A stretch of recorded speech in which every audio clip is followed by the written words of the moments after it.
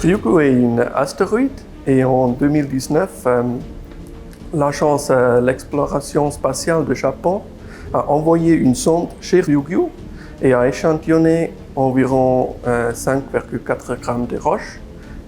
Il a apporté cette roche renvoyée sur Terre. On a reçu 2 petits échantillons, chacun est environ 500 micromètres de taille. C'est environ 10 fois le diamètre d'un cheveu humain. On va analyser des minéraux riches en eau pour analyser la composition isotopique de l'eau. Cette composition chimique, c'est comme une empreinte de la distribution de l'eau dans le système solaire. Et avec ça, on va être capable de dire que l'eau de la Terre origine des astéroïdes ou pas.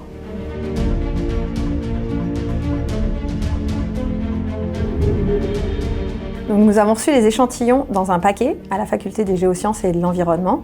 Et c'est vrai que c'est extrêmement excitant de pouvoir tenir dans ses mains pour la première fois un morceau d'astéroïde. Ryugu est un astéroïde unique car il a la composition d'une classe de météorites qu'on appelle les chondrites carbonées. Et ces chondrites carbonées, elles ont la composition la plus proche du Soleil. Mais ces météorites qui sont arrivées sur Terre, elles sont passées par l'atmosphère et donc elles ont potentiellement interagi avec cette atmosphère. Et là, dans le cas de Ryugu, on a un échantillon absolument unique et inestimable parce qu'il n'a jamais traversé l'atmosphère, il a été échantillonné sur place et il est revenu dans sa condition intacte sur Terre. Et donc on peut vraiment avoir accès à des compositions, à l'origine en fait de la formation des premiers astéroïdes et du coup potentiellement des planètes du système solaire. Donc ici à Lausanne, on a un instrument particulier, la Swiss SIMS, qui contient un spectromètre de masse qui permet de ne pas détruire les échantillons. Et cet instrument va nous permettre de mesurer des éléments volatiles comme le soufre ou l'eau.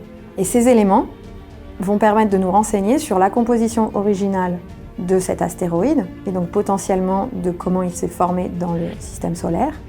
Mais aussi, cet astéroïde, il a une histoire et il a eu des circulations fluides à sa surface. Et donc, on va aussi pouvoir comprendre l'influence de ces circulations sur la composition globale de l'astéroïde.